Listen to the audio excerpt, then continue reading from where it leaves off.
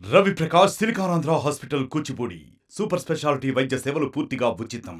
ఏలూరు జిల్లా వేలేరుపాడు మండలం మన పెదవాగు ప్రాజెక్టు 2 రోజుల క్రితం గండిపడింది. ఆ గండిపడిన వలన ఒక మహా విపత్తే అక్కడ ఉన్నది. ఇప్పుడు దాన్ని పర్యటించి బాధితుల్ని పరామర్శించి ప్రభుత్వాన్ని తక్షణంగా వారికి ఏం సహాయం చేయాలో ప్రభుత్వం దృష్టికి తీసుకురావడం కోసం సిపిఎం పార్టీ రాష్ట్ర కమిటీ ఆధ్వర్యంలో మేము అక్కడ ఈ రోజున పర్యటన చేసాం.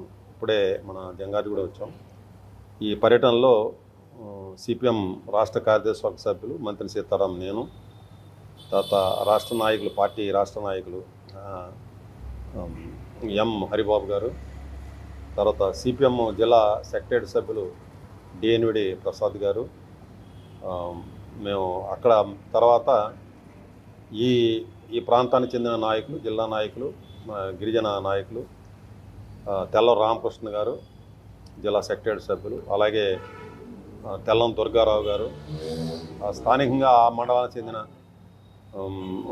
మడివి దుర్గారావు గారు, అక్కడ ధర్ముల రమేష్ ఆ మండల కార్యదర్శి, తర్వాత సిపిఎం జిల్లా నాయకురాలు మడియం నాగమణి, మేము ఒక బృందం అంతా కూడా మేమంతా ఆ ప్రాంతం అంతా కూడా ఇందాక ఉదయం నుంచి ఇప్పటి వరకు పర్యటించాం.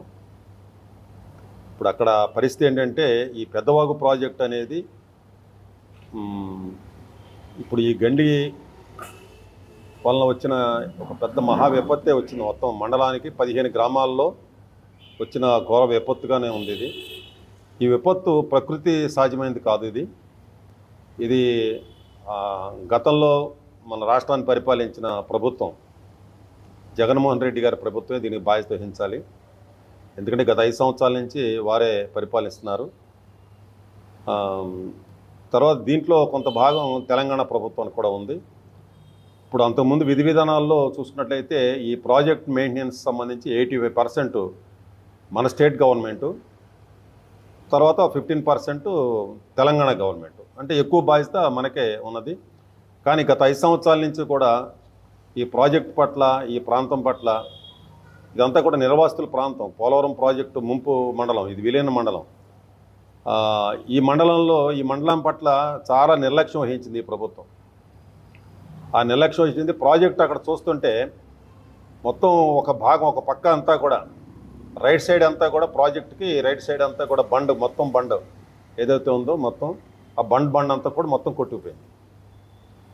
ఒక గుప్పుడు మట్టి కూడా లేకుండా మొత్తం కొట్టుకుపోయింది. రిజర్వాయర్లో మొత్తం నీరు, మామూలుగా దీని కెపాసిటీ ఏంటంటే 0.5 TMC దీని కెపాసిటీ. ఇప్పుడు ఈ వర్షానికి మొత్తం ఈ కెపాసిటీ నిండిపోయేది, మొత్తం లేదు. ఇప్పుడు డెడ్ స్టోరేజ్, ఒక చుక్క నీరు లేదు దాంట్లో. ఇప్పుడు ఇవాళ కురుస్తున్న వర్షం నీళ్లు మాత్రమే ఉన్నాయి, కొద్దిపాటి అడుగంటిపోయినాయి. ఇప్పుడు దీన్ని బట్టి ఏంటంటే ఈ ప్రాజెక్టు 16,000 ఎకరాల ఆయకట్టుకి కింద సాగు ఉంది. అంటే ఇప్పటికి 23-24 సంవత్సరాల నుంచి నడుస్తున్న ప్రాజెక్టు, ఉమ్మడి ఆంధ్రప్రదేశ్ ప్రాజెక్టు. ఇప్పుడు రాష్ట్రం విడిపోయిన తర్వాత దీనికి వాస్తవంగా చెప్పడం ఎక్కువ లబ్ధిదారులు అంతా కూడా ఆంధ్ర ప్రాంతానికి సంబంధించిన ప్రజలే. కాబట్టి ఇప్పుడు దీంట్లో ఆంధ్రప్రదేశ్కి 13,640 ఎకరాలు ఆంధ్రప్రదేశ్ చెందిన ప్రజలు, ఆ మండలాల్లో ఉన్న గ్రామాల వాళ్ళు దానికి లబ్ధిదారులుగా ఉన్నారు. వాళ్ళు ఆ భూములు వాళ్ళకి సొంతంగా ఉన్నాయి, వాళ్ళకి సాగు అవుతున్నాయి. తెలంగాణకి కేవలం 2,360. అంటే మెయింటెనెన్స్ కానీ అక్కడ లబ్ధి పొందేది కానీ ఆంధ్రప్రదేశే. కానీ మన ఆంధ్రప్రదేశ్ ప్రభుత్వం ఏమీ దీన్ని పట్టించుకోలేదు, చాలా ఉదాసీనంగా ఉంది. దీన్ని ఒక నేరపూరితమైన నిర్లక్ష్యంగా మేము భావిస్తున్నాం. ఇప్పుడు ఈ ప్రభుత్వాన్ని, కొత్తగా వచ్చిన ఈ కూటమి ప్రభుత్వం అయినా సరే స్పందించి తక్షణంగా రేపు అసెంబ్లీలో ప్రారంభమవుతున్నాయి, ప్రకటించాలి. ఒక మండలంలో ఇప్పుడు దాదాపు వాళ్ళు ప్రజలు కుటుంబాలు తెస్తే 2,000 కుటుంబాలు మొత్తం దీనివల్ల తీవ్రంగా నష్టపోయి, ఇప్పుడు ఈ 2,000 కుటుంబాలు కూడా ఇప్పుడు రోడ్డు మీద ఉన్నాయి, కట్టుబట్టలతో ఉన్నారు వాళ్ళంతా కూడా. మొత్తం 15 గ్రామాలు కొట్టుకుపోయినాయి.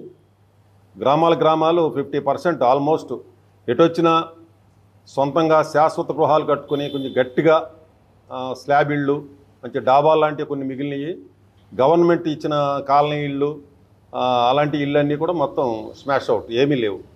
దాంట్లో ఉన్న ఒక్క సామాను కూడా తీసుకున్న పరిస్థితి లేదు. మొత్తం కట్టుబట్టలతో ఇప్పుడు చూస్తుంటే ఆ గ్రామాలు మేము పర్యటిస్తే ఆ గ్రామాలన్నింటా కూడా కట్టుబట్టలతో ఉండి చాలా నిస్సహాయులుగా భవిష్యత్తు ఏంటి అనే ఒక తీవ్రమైన బాధ ఆవేదనతో ఉన్నారు. ప్రభుత్వం ఇప్పటి వరకు స్పందించి చేసింది ఏంటంటే ఎక్కడెక్కడ గ్రామ సచివాలయాల దగ్గర లేకపోతే స్కూల్స్ దగ్గర కమ్యూనిటీ హాల్స్ దగ్గర వీళ్ళకి సామూహికంగా కొంత భోజనం ఏర్పాట్లు చేస్తున్నారు. అంత మించి వాళ్ళు అడుగుతుంది ఏంటంటే టెంట్లు కావాలి, ఇప్పుడు ప్లాస్టిక్ పట్టాలు కావాలంటున్నారు. ప్లాస్టిక్ పట్టాలు కలెక్టర్ గారిని అడిగితే అది చూస్తామని చెప్పారట. ప్లాస్టిక్ పట్టాలు కూడా గత ప్రభుత్వంలో కూడా ఇలాగే జరిగింది. ఇప్పుడు ఈ ప్రభుత్వం కూడా పట్టాలు తక్షణంగా ఇవ్వాలి. పట్టాలు కూడా ఇవ్వలేకుండా అది ఏంటి ఏమంటున్నారంటే కొంతమంది వాళ్ళ ప్రాంతంలోనే పట్టాలు వేసుకొని ఎంతకాలం ఎన్ని రోజులు ఇల్లు లేకుండా ఉంటాం, అందుకు ముందు పట్టాలు ఇచ్చి ఆ తర్వాత మాకు శాశ్వత గృహాలను ఏర్పాటు చేయాలని అక్కడ ప్రజలందరూ కూడా కోరుతున్నారు.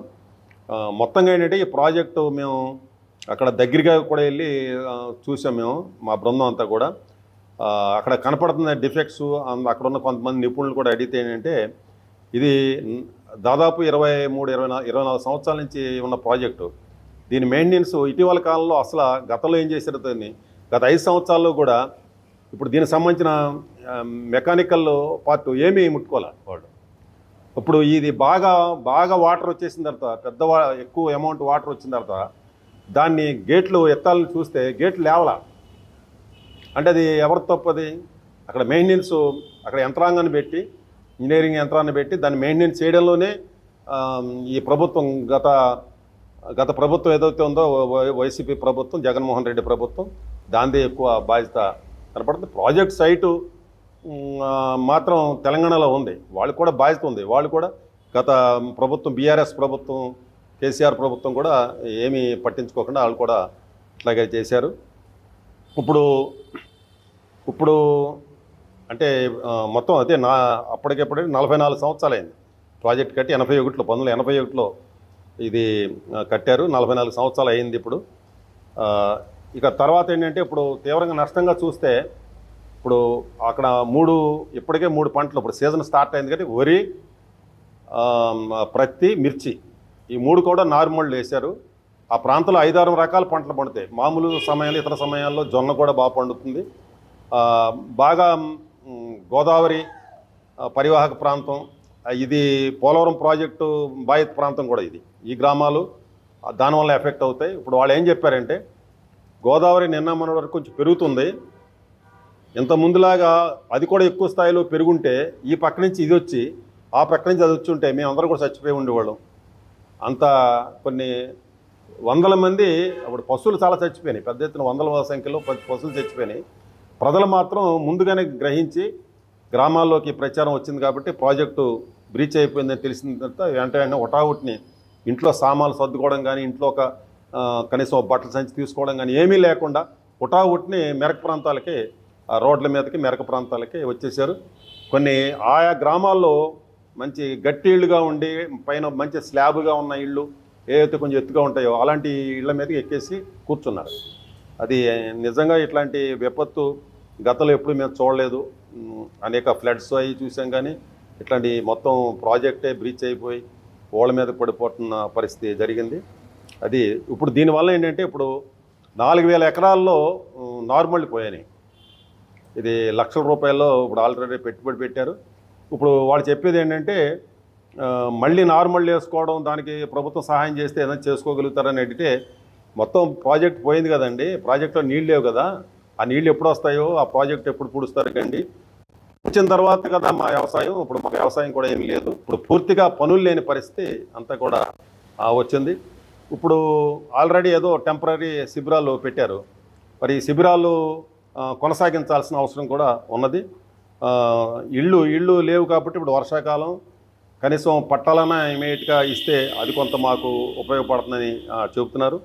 మొత్తం ఇంట్లో ఉండే సామాన్ అంతా కూడా మొత్తం పోయింది. ఇప్పుడు డబ్బులు లేవు, తర్వాత సామాగ్రి లేదు, ఇంట్లో కనీసం నిత్యావసర వస్తువులు లేవు, ఏ రకంగా లేకుండా ఊరికే మనుషులు ఈ దాదాపు ఈ 2000 కుటుంబాలు పూర్తిగా అన్నీ కోల్పోయి ఇప్పుడు రోడ్డు మీద నిలబడిన పరిస్థితి ఉంది.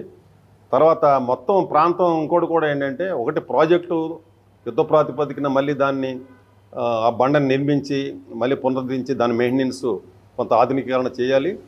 అది చాలా సత్వరంగా జరగాలి. రెండోది ఏంటంటే, మొత్తం ఈ 15 గ్రామాల్లో కూడా ఈ గత 2 రోజుల నుంచి వచ్చిన ఈ ఫ్లడ్ ఏదైతే మొత్తం వాటర్ వచ్చేసిందో, మొత్తం ఇసుక మేటలు అంతా వచ్చేసి పొలాల మీద ఇప్పుడు చూస్తుంటే ఏంటంటే,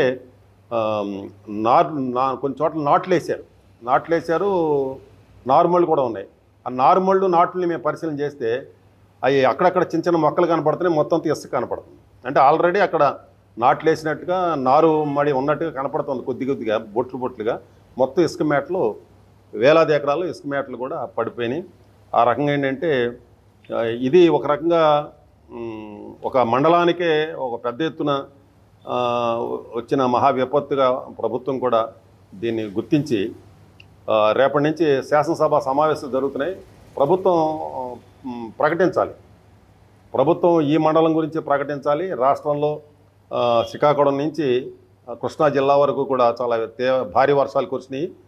ఆ అన్ని జిల్లాలకు సంబంధించిన సహాయక చర్యలు ఏంటి, అక్కడ ఈ ప్రభుత్వం ఏం చేపట్టబోతుంది కూడా అసెంబ్లీలో ప్రకటన చేసి వెంటనే సహాయక చర్యలకి ప్రభుత్వ యంత్రాంగాన్ని, ప్రజాప్రతినిధులను అందరినీ కూడా కదిలించి ఆ రకంగా ఈ ప్రభుత్వం చేయాల్సిన అవసరం ఉందని మేము కోరుతున్నాం. నిర్దిష్టంగా ఏంటంటే ఒక 7-8 అంశాలు మా బృందం అనుకుంది ఏంటంటే, ప్రజలకు తక్షణంగా ఏం చేయాలి అని మేము చర్చించుకున్నప్పుడు ఏంటంటే, ఒకటి ఇప్పుడు వాళ్ళందరూ కోరుతుందో నెంబర్ 1 అండి టార్పాలిన్స్. మేము ఎక్కడెక్కడ మరి టెంట్లు వేసుకుని ఆ టెంట్లో అయినా సరే మేము మళ్ళీ ఏదో ఒక జీవనం గడిపేదానికి, లేకపోతే ఎక్కడ ఉంటాం మేము ఇప్పుడు ఈ స్కూళ్ళలో లేకపోతే ఈ సచివాలయాల్లో టెంపరీగా పెట్టారు, ఎన్ని రోజులు ఉంచుతారు మమ్మల్ని. అందుకనే టార్పాలిన్స్ మాకు ఏర్పాటు చేయాలి. రెండోదేమో శిబిరాలు కొంతకాలం వరకు శిబిరాలని కంటిన్యూ చేయాలి. దాంట్లో భోజనాలు ఏర్పాటు చేయడం, వాళ్ళకి విశ్రాంతి ఏర్పాట్లు అన్నిటికి కూడా చూడాలనేది ఒకటి. తర్వాత రెండోది నిత్యావసర వస్తువులు, వెంటనే నిత్యావసర వస్తువులు పంపిణీ చేయడం. పాత్రలు లేవు, వండుకునే దానికి పాత్రలు లేవు కాబట్టి పాత్రలు ఏర్పాటు చేయడం. బట్టలు కూడా ఏం లేవు, కండు బట్టలతో ఉన్నారు, కొనుక్కునే దానికి చేతులు డబ్బులు కూడా లేవు. అందుకని బట్టలు కూడా వాళ్ళకి ఇవ్వాలి. తర్వాత ఇప్పుడు వండుకునేదానికి కట్టెలు కూడా లేవు. మామూలుగా ఆ ప్రాంతంలో అయితే కొంచెం దగ్గరగా అడవులు ఉంటాయి, బాగా చెట్టు చేమలు ఉంటాయి కాబట్టి ఇప్పుడు అది కూడా ఇప్పుడు వంట చెరకు కూడా ఏం లేదు. కుటుంబానికి గ్యాస్ సరఫరా, గ్యాస్ ఇవ్వడం, గ్యాస్ బండ్ ఇవ్వడం, అది కూడా ఏర్పాటు చేయాలి. ఇది రెండో అంశం. తర్వాత తక్షణం ప్రతి కుటుంబానికి కనీసం 1 నెల 2 నెలలు కొంత జీవనం గడపడానికి మళ్ళీ సాధారణ స్థితి వచ్చేంత వరకు కూడా తక్షణ సహాయంగా 10,000 ప్రతి కుటుంబానికి ఇవ్వాలనేది. ఇమీడియట్గా ఎన్యూమరేషన్ చేయాలి ప్రభుత్వ యంత్రాంగాన్ని పెట్టి. ఇప్పుడు ప్రభుత్వం ఎన్యూమరేషన్ ఎప్పుడు ఎలా చేస్తుందంటే, అది అయిన 6 మాసాలు చేస్తుంది. ఆ తర్వాత కేంద్ర ప్రభుత్వ వాళ్ళ బృందాలు వస్తాయి, రాష్ట్ర ప్రభుత్వ బృందాలు వెళ్తాయి. వీళ్ళిద్దరికీ అప్పటికి ఇవన్నీ ఒక జీవనం కొంత స్టార్ట్ అవుతుంది. ఏమి లేదు, అంతా బాగానే ఉందనే పద్ధతులు ఈ వారం రోజుల్లో చూస్తే అర్థమవుతుంది, ఎవరికైనా అర్థమవుతుంది.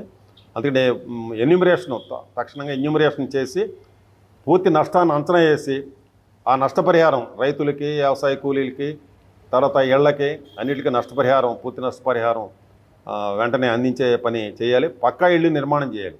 ఇప్పుడు చాలామందికి గవర్నమెంట్ ఇచ్చిన ఇళ్ళు ఎక్కువ పోయినాయి, సొంతంగా కట్టుకున్న ఇళ్ళు బాగానే ఉన్నాయి. గవర్నమెంట్ ఇచ్చిన ఇళ్ళన్నీ కూడా ఎక్కడ ప్లాస్టింగ్ అవ్వలేదు, ఏమవ్వలేదు, అన్నీ ఇటుకలు ఊడిపోయి మొత్తం పైన స్లాబ్ కూడా ఊడిపోయి స్లాబ్ అంత దూరం పడిపోయింది, ఇటుకలన్నీ ఏటో పోయినాయి. ఆ రూపంలో ఏంటంటే వీళ్ళంతా బయటకు వచ్చి పరిగెత్తుకుని బయటకు వెళ్ళిపోయారు కాబట్టి సరిపోయింది. లేకపోతే ఎక్కువ మంది, కొన్ని వందల మంది జల సమాధి అయిపోయి చాలా పెద్ద ప్రమాదం ఉండేది.